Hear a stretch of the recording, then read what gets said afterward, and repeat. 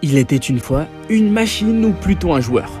Cristiano Ronaldo, bientôt vétéran, et tout n'est peut-être pas inné. Mais comment fait-il? Tout le monde se pose la question. Quel est son secret? Comme il le dit si bien, tout est dans la tête. Mais comment arrive-t-il à emmagasiner et à relativiser, subir les pressions médiatiques sans pour autant que ça atteigne son physique?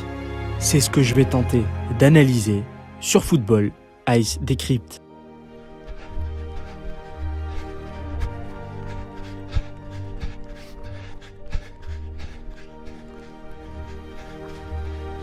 Jusqu'à ses 14 ans, CR7 manquait de confiance. Le sentiment d'infériorité, l'incapacité de s'affirmer, la sensation d'être mal aimé, bref, tout un tas de choses pas vraiment agréables et nombreux sont les ados en proie aux moqueries et aux railleries des autres. Deux choix s'offrent alors à vous, s'enfermer pour oublier ou se battre pour prouver, et c'est bien la deuxième option qu'a choisi Cristiano Ronaldo.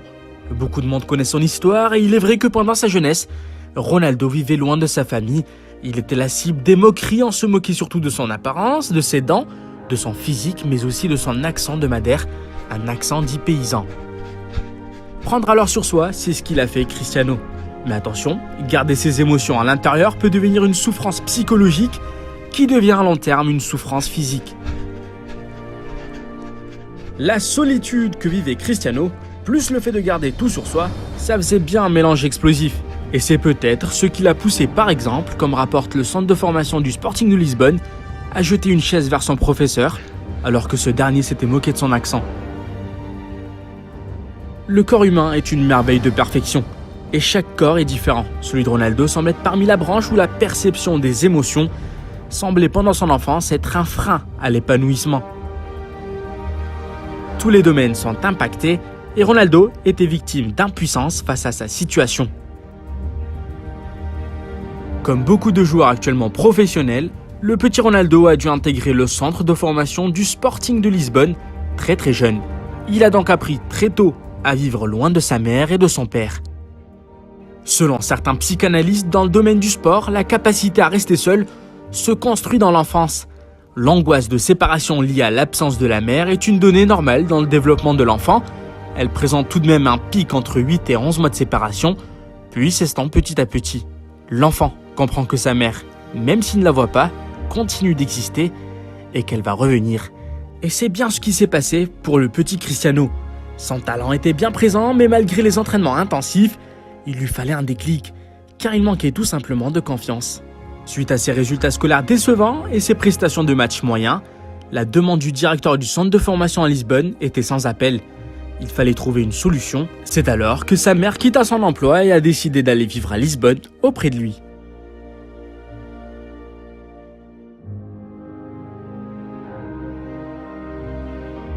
Selon certaines sources sur place, le petit Ronaldo a littéralement changé.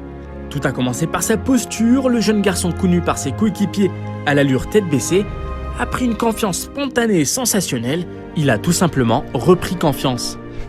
Mais au-delà des effets et des sensations ressenties, l'activité intensive qu'exerçait Cristiano lui permettait de se recentrer, de reprendre le contrôle de ses émotions et à laisser place à un lâche-prise. Eh bien, le déclic a bien commencé pendant cette période, car il semblerait tout simplement que Cristiano Ronaldo voulait remercier sa mère d'être venue auprès de lui. Et de quelle manière, lui qui gardait toutes ses émotions à l'intérieur, les a tout simplement propulsées sur le terrain.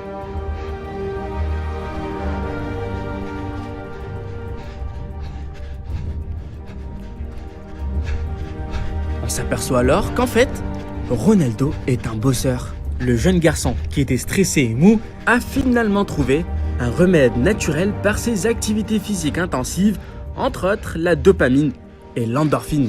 Ces deux molécules, sécrétées par le corps lors de l'activité sportive, procurent un effet apaisant anti-stress et sont directement liées à la durée et à l'effort de l'exercice. Par conséquent, plus vous êtes dans l'effort et l'intensité, plus vous en sécrétez. Et comme témoignent ses entraîneurs de jeunesse, le Portugais abusait vraiment sur ses entraînements. Plaisir et addiction s'en mêlent, il ressent un besoin compulsif et irrépressible de pratiquer son sport. Comme je le disais un peu plus tôt, chaque corps est différent. Celui de Cristiano Ronaldo a réussi de cette façon, mais le Portugais prend tout avec précaution. Nutrition, gestion et même sa famille, tout y passe. Actuellement, il travaille très sérieusement sur sa relaxation et sa gestion du stress, à travers des techniques de respiration. Plus le temps passe, plus il ne laisse rien au hasard, il apprend beaucoup auprès des spécialistes, il travaille même cet aspect de sa personnalité. On le voit souvent lorsqu'il décide de tirer un penalty ou se concentre lors d'un corner. Cristiano Ronaldo fait donc quotidiennement des exercices de respiration, il a donc appris à ne plus subir les événements sur le plan émotionnel.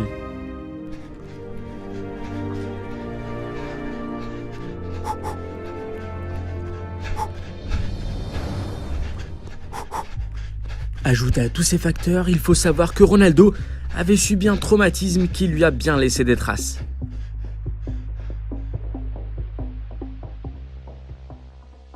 Et c'est bien au moment où il a perdu son père, lui qui lui avait fait découvrir le monde du football. Selon le Dr Green, psychiatre aux États-Unis, à New York, les conséquences à long terme des traumatismes précoces de l'adolescent sont très difficiles à prédire. Ils dépendent d'un grand nombre de variables. Ces variables comprennent surtout la durée, l'intensité et la manière. Justement, en parlant de manière, la cause principale du décès de son père était liée à l'alcoolisme. Et rappelez-vous, un peu plus tôt dans la vidéo, le corps humain est une merveille de perfection. Chaque corps est différent et il a sa propre interprétation de ses émotions. Celui de Ronaldo a donc été traumatisé par cet événement à tel point qu'il n'a jamais fumé ou bu de boissons alcoolisées. Son régime alimentaire a été intensifié par cet événement, cadence et fréquence des repas, sommeil et relaxation, la gestion du temps est primordiale. Si Cristiano Ronaldo se veut irréprochable, il en est par son vécu. C'est en fait ces émotions qui ont provoqué sa rigueur, sa méthode, sa confiance et surtout sa persévérance.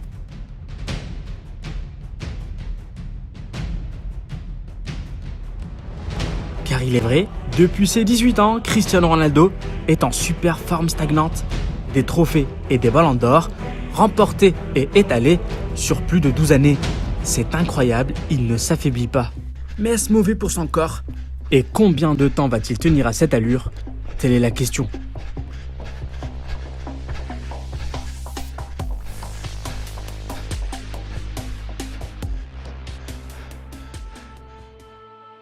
Il y a toujours des exceptions, mais il n'y a pas d'âge pour arrêter le sport. L'important est d'adopter des activités physiques adaptées à son âge. Et ce qu'il faut savoir, c'est qu'après 40 ans, il n'est quasiment plus possible de pratiquer un sport de haut niveau dans les meilleures conditions, ou de même faire un sport qui demande énormément de rigueur. La réponse est tout simplement car le corps ne le permettra plus. Il ne suivra plus la cadence demandée.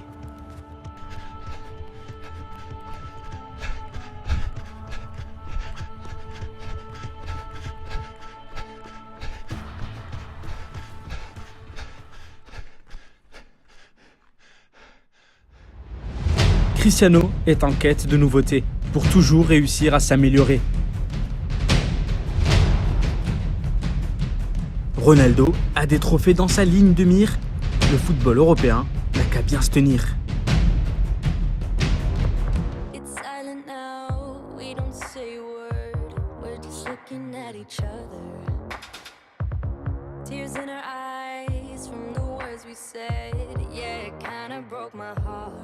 Loving you is not so goddamn easy as you think. Try my best to hold on, but I feel myself giving. You know that we shouldn't keep it up like this. We hurt each other's feelings on and on.